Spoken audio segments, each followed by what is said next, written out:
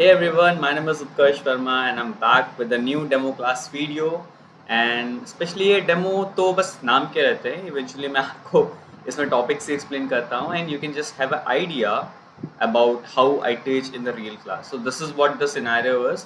जिस तरह का सिनेरियो अभी आपको स्क्रीन पे दिख रहा है यही आपकी लाइव क्लास में स्टडी कैपिटल ऐप में दिखता है। इसी तरह की पीपीटीज के थ्रू हम लोग अपने कोर्स को कंडक्ट करते हैं।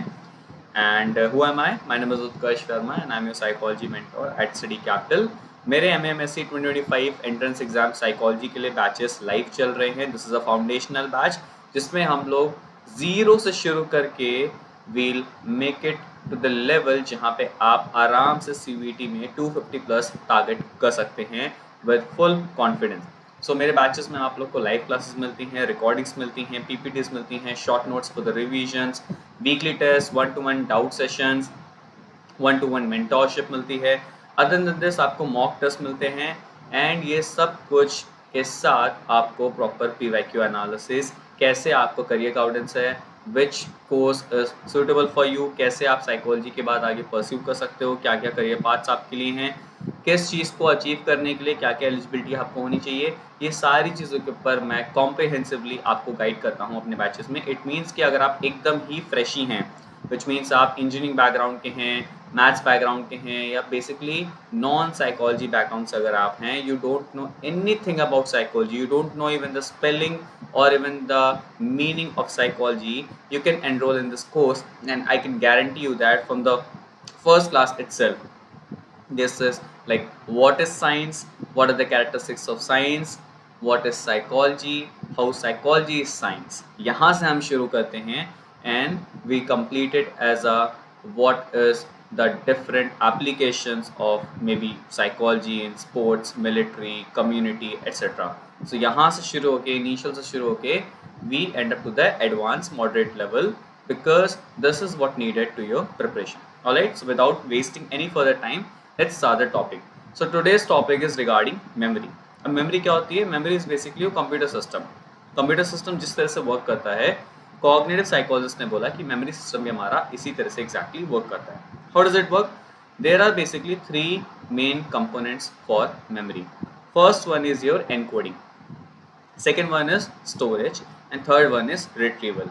एनकोडिंग का मतलब होता है किस फॉर्म में आप इंफॉर्मेशन अपने मेमोरी सिस्टम में ला रहे हो। The method of transferring any external information into your cognition is known as encoding. जैसे आप लोग व्हाट्सएप पे मैसेज करते हो तो लिख के आता है ना कि आपके मैसेज एनकोडेड हैं, एंड टू एंड एनक्रिप्शन है। This is what encoded means कि आपका ब्रेन इंफॉर्मेशन को एक ऐसे फॉर्म में अपने अंदर लेता है which is understandable to him. Alright, second आता है उसको स्टोर करना। आपके घर में कोई सामान तो आ गया बट अच्छे से आप उसको स्टोर करना चाहते हो। So this is the most important part कि आप स्टोर इस तरह से करते हो इन्फॉर्मेशन को कि फर्दर अगर आपको फ्यूचर में कभी उसकी ज़रूरत पड़े तो you will be able to recall it.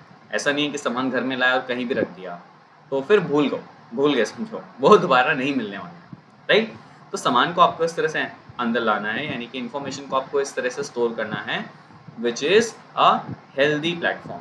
आपको कहीं भी ऐसे इन्फॉर्मेशन को स्टोर नहीं कर देना है। देन आपने परफेक्टली स्टोर कर लिया अपनी इन्फॉर्मेशन को, देन फ्यूचर में अगर आपको ज़रूरत पड़ती है उस सामान की या उस इन्फॉर्मेशन की तो आप रिट्रीव कर सको। A point to be notice is कि किसी भी इन 3 चीज़ों में, किसी भी इन 3 कंपोनेंट में अगर कोई भी एरर आया, एनकोडिंग में कुछ प्रॉब्लम आई, स्टोरेज में कुछ इश्यू आया, रिट्रीवल में कुछ problem I, any of these 3 issues can conduct forgetting, यानी कि फॉरगेटिंग इन्हीं तीनों में किसी न किसी इशू की वजह से होती है। अब ये चीज़ शुरू कैसे होती है? एटकिंसन शिफ्रिन ने इसका बहुत ही ब्यूटीफुल मॉडल दिया which is your model of memory. Again it is also known as modal memory model. अब ये होता क्या है? They said कि there are 3 components of memory. Components means there are 3 parts of memory: sensory memory, short term memory and long term memory. अब ये क्या होता है? कोई भी sensory input आपके पास आया, alright? जैसे ही sensory input आपके पास आता है, there is a fresh small reservoir. जैसे आप imagine करो कि आपके घर के बाहर का जो पॉश का एरिया है, जहाँ पे अपनी बाइक, स्कूटी, कार खड़ी करते हो, वो एरिया। अब आपके पास गेट के बाहर ढेर सारी भीड़ आ रखी है, ठीक है।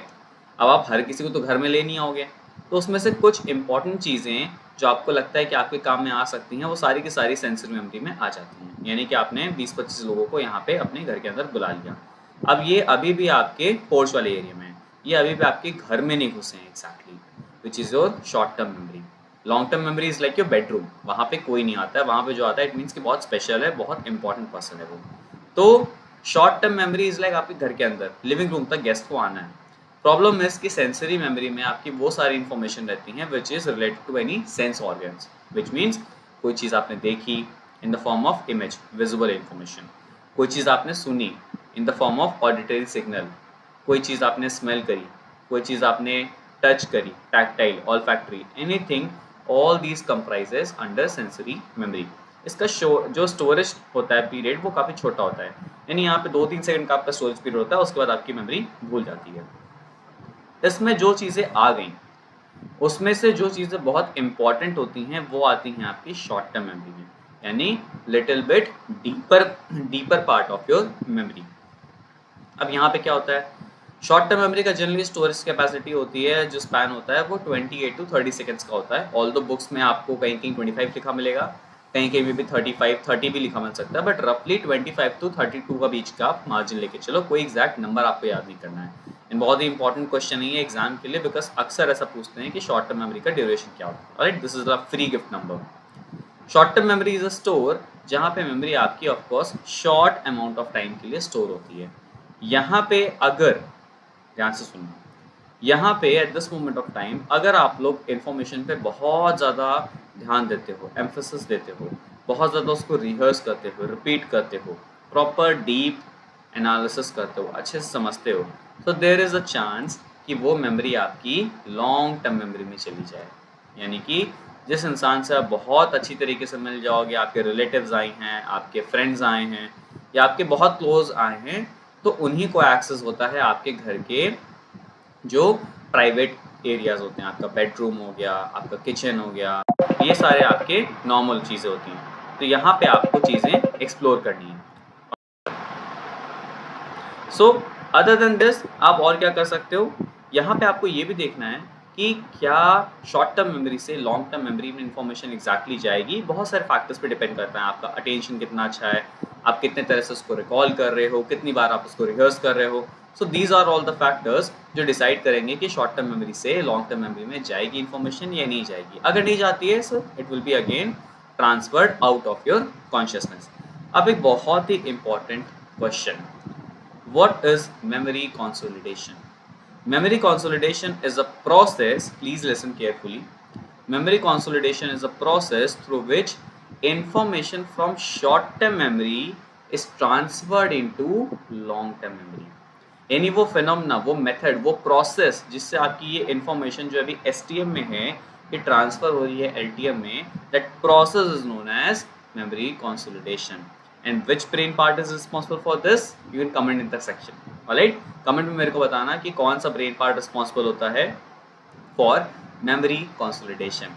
These two questions are very important and you must be knowing, अगर आप previous analysis करे होगे, कि ये questions अक्सर पूछे जाते हैं कि memory consolidation क्या होता है, या फिर again आपका जो brain part है responsible है memory consolidation के। Memory consolidation is nothing but formation of memories. Alright. So this is short, this is in short about Atkinson-Shiffrin model, sensory memory, short term memory, long term memory. इस model के बारे में और भी details में हम बात करते हैं मेरे बैच में, और again details are on your screen. If you want to start your preparation, आपको बिल्कुल भी देर नहीं करनी है, this is the right time, this is the best time, because जैसे जैसे टाइम नज़दीक आएगा आपके ऊपर प्रेशर बढ़ेगा, आपके थर्ड ईयर के एग्जाम्स भी होंगे, प्रैक्टिकल्स होंगे, वाइवा होंगे, तो उसका प्रेशर बनेगा। So it's better to start your journey early. Don't worry, जो भी क्लासेस आपकी हो चुकी हैं उसका पूरा लेक्चर्स, रिकॉर्डिंग सब कुछ अवेलेबल है, हर एक क्लास को आप देख सकते हो अनलिमिटेड टाइम्स, नोट्स टेस्ट आप अटेंड कर सकते हो अनलिमिटेड टाइम्स, एंड जो भी आपको डाउट्स होंगे you can generally personally ask me on my WhatsApp. So again, see you soon in the next video. All the best for your preparation.